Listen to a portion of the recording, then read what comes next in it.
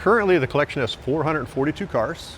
We keep them all in running and driving condition, and that's by the owner, Mr. Pylok's choice. You know, So there's some these collection. are all turnkey? Correct. And not only do you see American muscle cars, you see some of the Porsches in here. You see some of the Porsche tractors. I mean, you say some of the Porsches, that's a serious lineup of Porsches.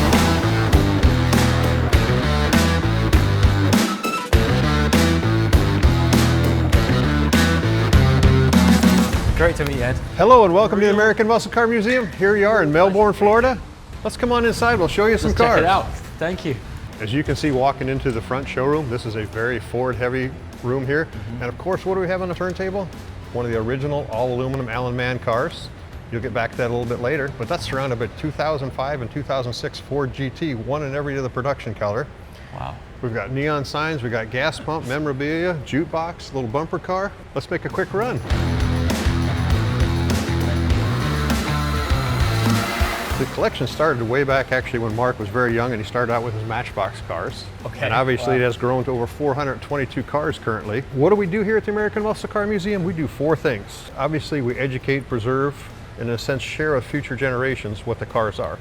So we do educational tours from first grade all the way up to college age. As a matter of fact, yesterday we had University of Delaware motorsports team in here. Second thing we do is auto events outside. It could be a car show to an autocross. Third thing would be fundraising. We do fundraising for the local community here. We pay for the food and all that stuff, and 100% of that money goes to them. We average about $1 million a year that goes directly to the charities right here in Brevard County. Wow. Last thing we do is thank yous. And what I mean by that, I like having our fire, our police, and everybody else that we can use. So we go ahead and we do thank yous for them. Yep. And our largest event of the year is the Veterans Day open house for our American veterans and their families. We get about 3,000 to 4,000 people through the door. And we're going to talk about the cars now. 1966, this is one of the continuation cars in here. Okay. But as we like it there, it really shows, you know, hey, part of the history. And of course, hey, some of the Coca-Cola machines. There's something about the vintage Coke branding, it's so cool, isn't it? It really is. And there's a 1941 that we actually just picked up in Arkansas and had restored. And we're going to come over here under the Coca-Cola sign. What do we have here? One of the Shelby Series 1s. These were built in 1999, and this is one of the cars that Carroll Shelby did not start out with a Ford or did not start out with a Dodge. He made his own car. They made 249 of these cars, so we feel very, very fortunate to have one of less than 500 original miles. One of the unique things of this car is they have a Hertz rating for the stiffness of frames. This particular car has a 52 Hertz rating. By comparison, the same year of Corvette in 2000 would have had a 25 to a 27, depending if it was a convertible or a coupe. So this is going to go over a set of railroad tracks, and it's not going to twist at all. Incredible. Cobra collection here, original 1966 427 Cobra. One of the Alan Grant 63s, and then a 62. How would you go about sourcing these cars? This is just being procured over decades. Over time, you know, the owner loves everything there, and he knows how to find stuff there. And these are some of the heritage that had the paint schemes going back to the 24 Hours of Le Mans winners. How many of the Gen 2 Ford GTs are in the... There's 15. 15 of them. And we have 25 total of the Ford GTs. Across the aisle here, we have one of the prototype 65 Shelby Mustangs. Are you kidding me? No. That's an original prototype. This is original prototype. I mean, again, how do you go about finding one of those? You know, this is stuff that's taken Mark Pylok, the owner and founder, a lifetime to achieve this and get something like this. Yes. Oh, crikey. Come on into the main showroom here. Oh, the effect of the neons in the dark is drop dead gorgeous. It's stunning. And this is a very large building. We're 500 east to west, 180 feet north to south, and 32 feet top to bottom. Oh, wow. Oh, you are kidding me.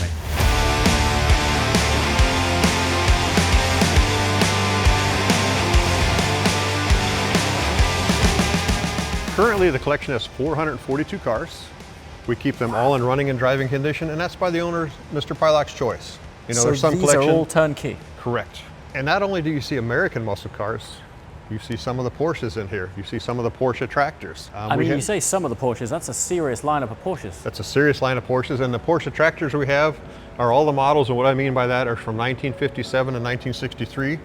They made, in a sense, 4 different styles. It would be a 1-cylinder, which would be a junior, 2-cylinder would be a standard, 3-cylinder to be a super, and a 4-cylinder to be a master. Carrera GTs, some of the unique 911s, a newest edition, a 2024 tribute car. Oh, wow. These are, the Sport Classics are amazing car. I love the colors on them. I love the houndstooth interior. You know, even growing up as a Camaro Corvette person, these really capture my heart. It was 3.8, the 4 litre. This is the last of the Metzger engine. Yeah. 997s. They only made 600 of those. And then of course one of the Carrera Americas. He really has captured in a sense the colors. We've had some kids groups come in here and actually named this the Skittles roll because of all the colors. The coloring, it's like you've got your own PTS showroom here. It's Yes. unbelievable. And we have a lot of PTS or paint to sample cars in here. So special. So I guess it's coincidental timing that Porsche have just launched the 911 ST off the back of the 992 RS platform, Yes. which is effectively the successor to this car. I have never seen a spectrum of Porsches in one place like this. Well, we haven't even made it all the way around the corner yet. We haven't even got started yet. Yeah. You literally have a decent percentage of overall production of Ford GTs here. We do. We've got 10 of them back here, and we try to get every one of the production colors. And here again, we also have some of the paint to sample colors. What I mean by that, we have the Sunoco blue. Yeah. On the end, we have one of the paint to sample grays. And of course, we got some more Porsches coming over here. Oh, let's go a little farther. Unbelievable, absolutely unbelievable. Wow. So we arrived here really with very little conception as to what this place would be. So to walk in here right now, I mean, anyone watching this, you are literally watching this as it unfolds. We haven't done a pre-walk and talk of this. It's mind-blowing. No, and that's something else. We are open in a sense like a football or a soccer stadium. We're open per events. We're not open on a daily basis. Right. So as we have events, car shows, anything like that, you can purchase a ticket or sign up for it and go for there. But on a daily basis, no. So this, you know, it gives it a little more exclusive, and it also really helps the fundraising and the excitement as people come in here. I mean, obviously the name of this being the American Muscle Car Museum. Did the collection originally start out with a foundation specifically for muscle cars, and then it grew from there? It grew from there, and here again, Mark, the owner and founder, has a true love for it. And he also has a true love for being able to share with, you know, here again, other generations is something we want to do. Love doing the tours for the kids as far as, you know, the 3rd, 4th, 5th graders. Yeah. It's amazing as we'll have 17 kids, but all of a sudden, hey, we got 20 dads. Wait a minute, the math doesn't work out, but it's excitement that they come out. Quite a few Mustangs. Quite a few Cobras. And the majority of these have less than 100 original miles on it. Really? Yeah. Now So what percentage of the cars get driven? You mentioned earlier that they will all turnkey start. They all turnkey start. All the cars get serviced at least once a year, but they get a major service every 5 years. And what I mean by that, all the fluids are flushed, brake fluid, coolant, fuel, and they're all taken care of and gone for like that.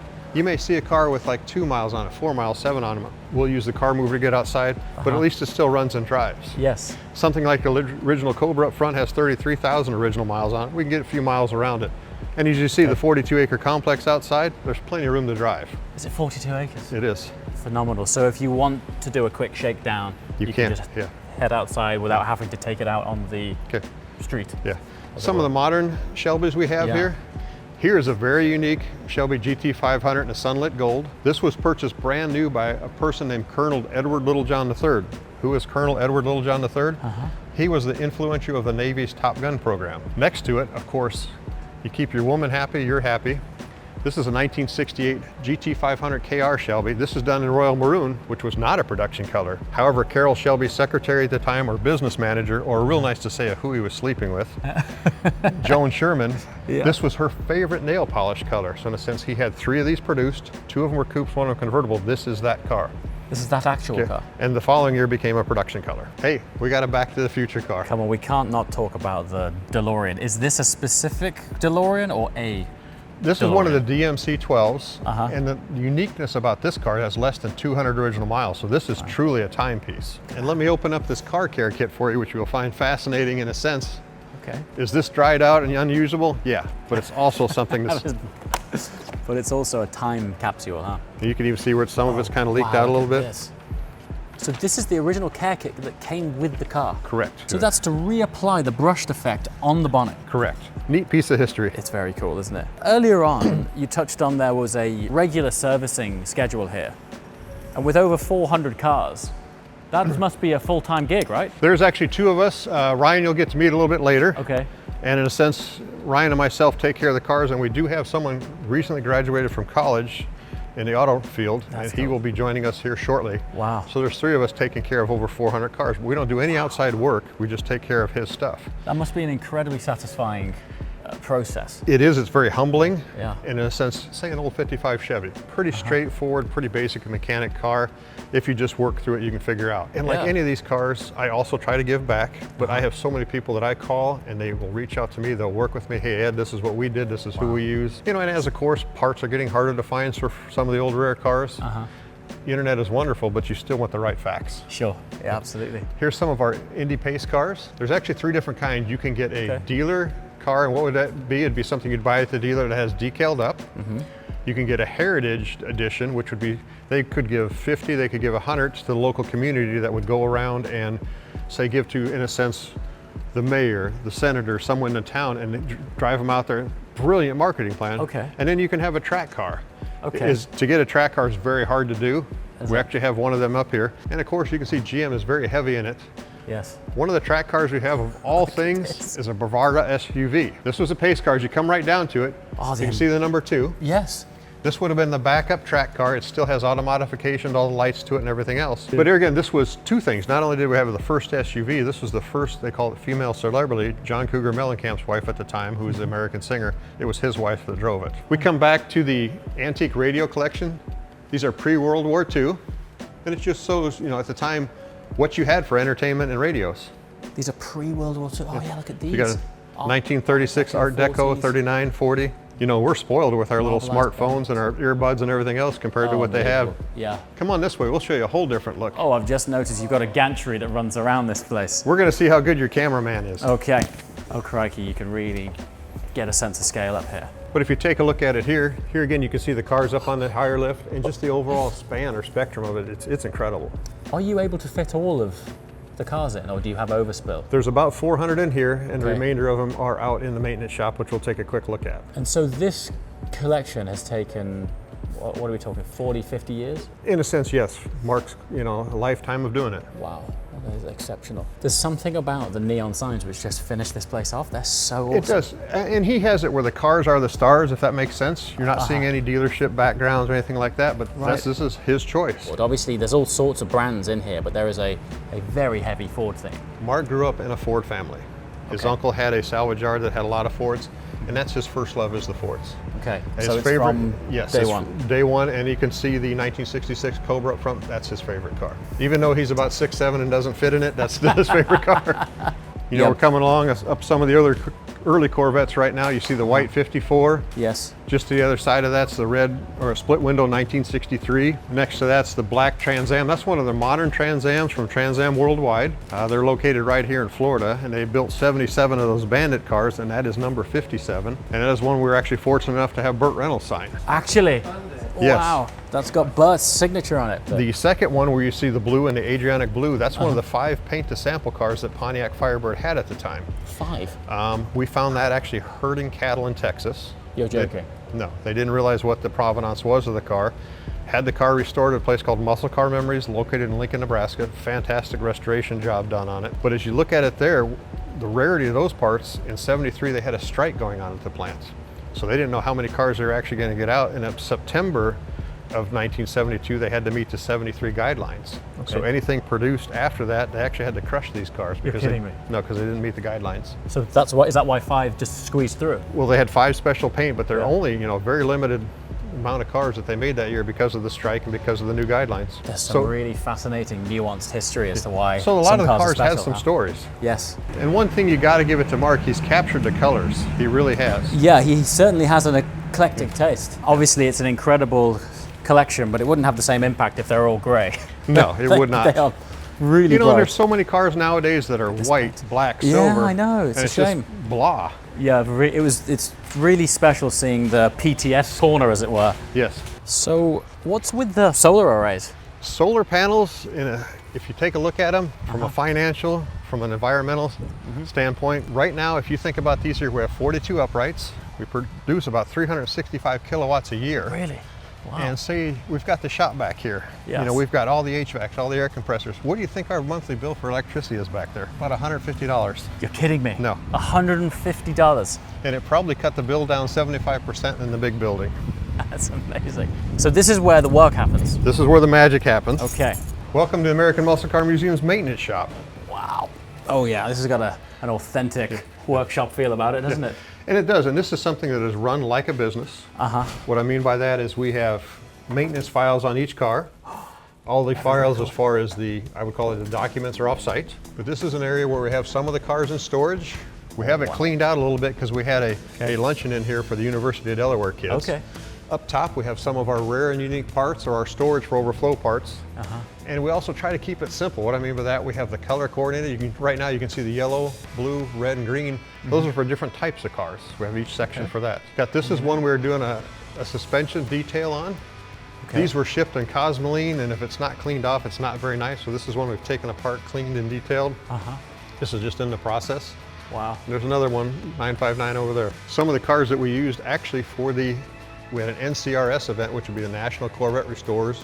They had a regional event in here last weekend, and they used our 2004 Z06 car here as a benchmark for their standards. Why could we use that one? This one has 7 original miles on it. 7? Yeah, so in a sense, it's exactly how it did come out of the factory. So in order to move this then, will you put that on the Correct, tower? that'll actually go on the stringos that we have in the other building. We have them both up there for the event going on today. Yes. And then, we have the blue, we call them the blue donuts. We have the exhaust system that we can run cars in here and be in the AC, which is really nice, especially in the summertime. I bet, yeah. But I've got one more area to show you back here. Your cameraman is getting his steps in the day. Here we go. These are my favorite areas, right in the back. The building. Where it starts to get interesting. Oh, crikey, you do have some overspill then. More PTS. You've got 2 Ruby Star Turbo S's up there. You know your cars. Oh, 3 Ruby Star Turbo S's. Hold on a minute. Is this the whole row? It's the whole row. There's some magic magenta ones up there, in a coupe, a convertible, and a Targa top, and some of the Neo Stars. That GT2 RS, that 9972 RS. That's cool. There's only 500 of these.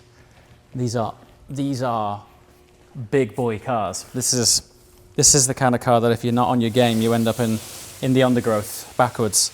I don't suppose you have any information on the mileage that this doesn't have on it.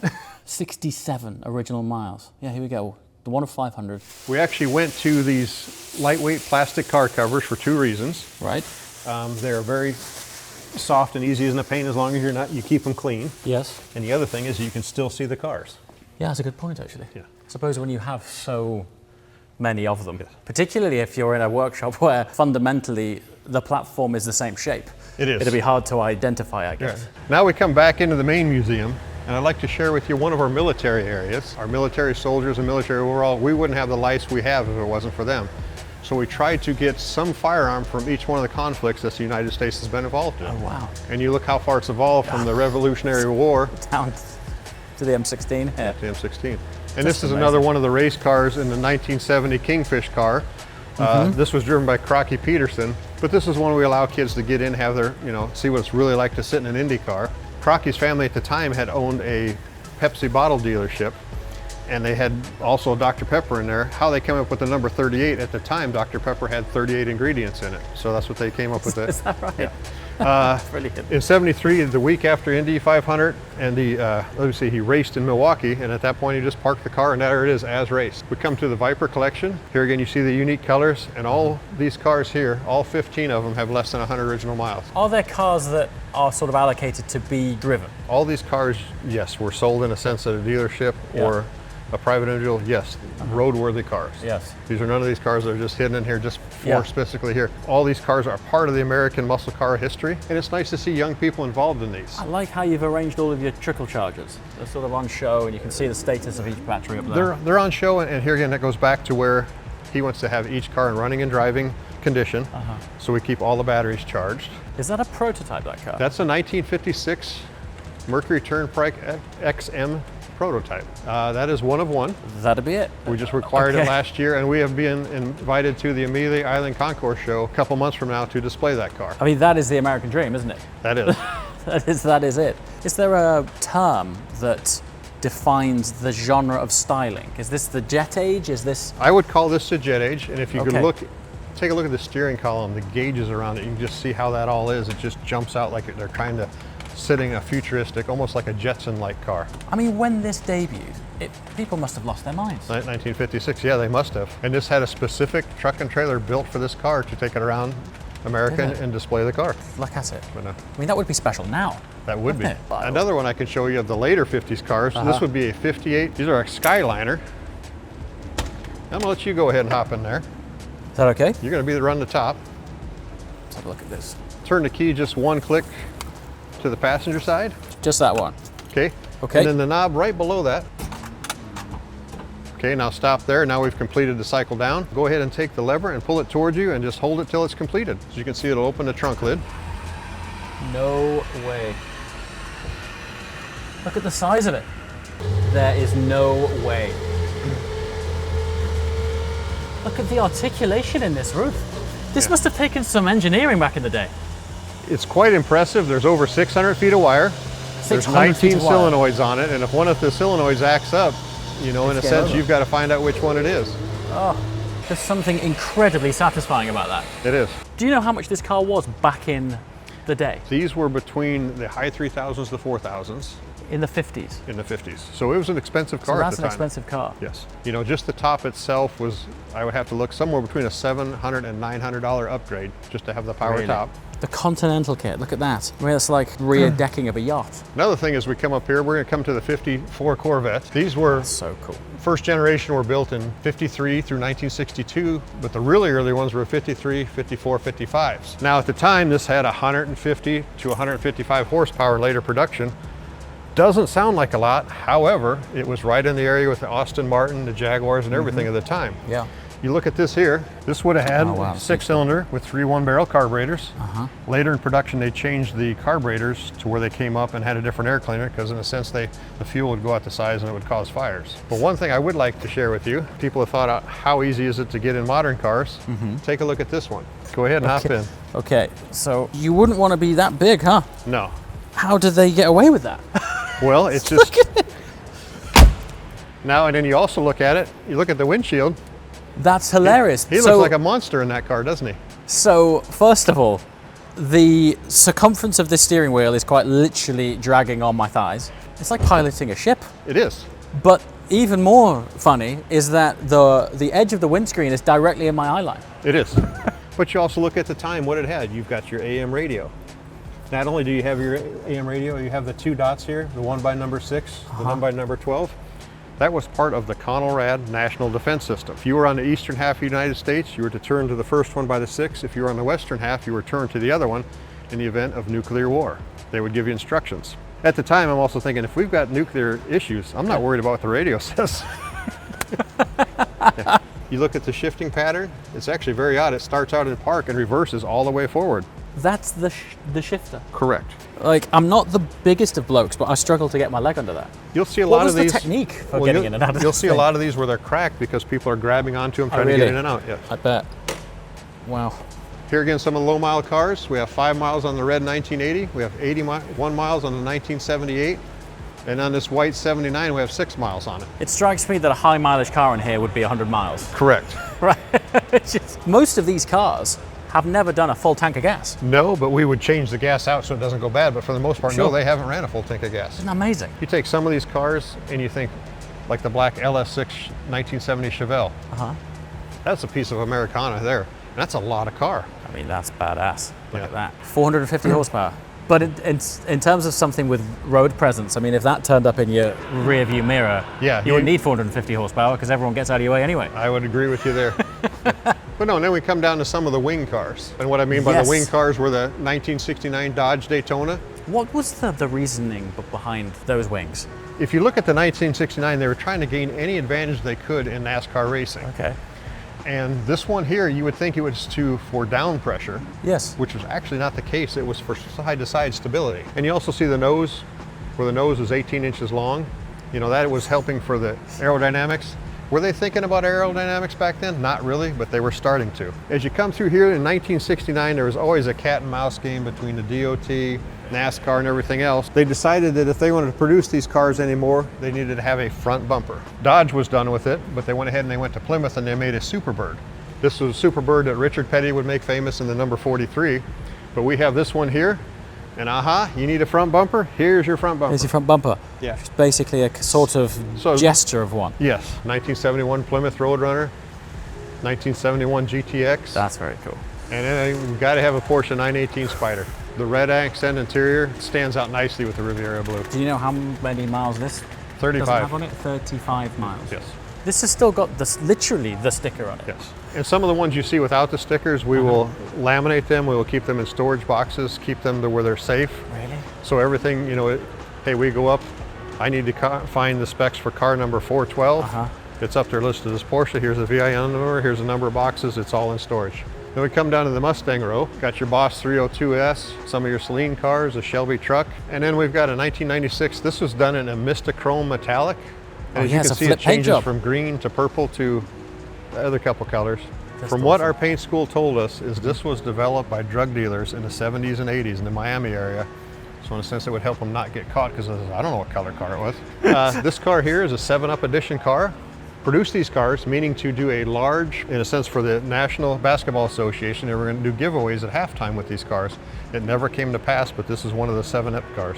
1978 King Cobra. That's an interior. Crikey. It looks like they cut somebody's golf pants up. But this would be when they were really struggling with having something to work with. Right. I mean, 139 horsepower, and if you look at the tires on the side and the small stuff, there just wasn't much to work with here. I'm going to be seeing colors tonight when I sleep.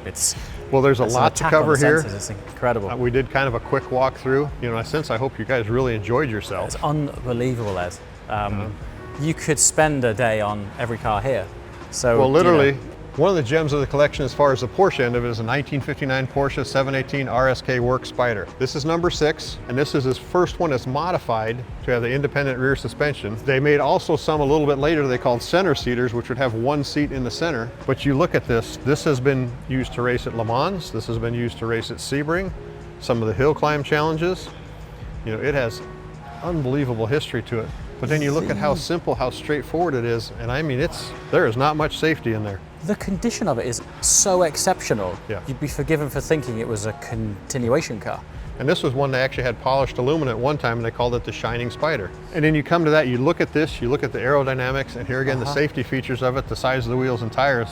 We come back from the 1959 Porsche, we come to this one here. This is a 2019 Ford GT. This is done in a Heritage Edition. And Mark has 15 of the modern, or this, I would call them the second generation cars. But you look at this car, you look at the rake of the windshield like you had mentioned, you look at the doors, how this car looks. This would be state of the art. In 1959, that was state of the art. Back in the day, everything was super small and light with not much power. Right. Although, in a strange way, I mean, this is built around an entirely carbon tub. So they still went for weight savings, but size difference is a bit of a leap. Once again, thank you for coming out. That was unbelievable. We're going to kick you off to the Mann family up front. Yep. Talk with Henry. Brilliant. But I know we went through things very, very quickly here. No, honestly, that was incredible. We'd love to come back and spend a bit more time, but thank you so much for that overview. Safe travels. Look forward to seeing you again. Thanks, Ed. Appreciate that. Thank you.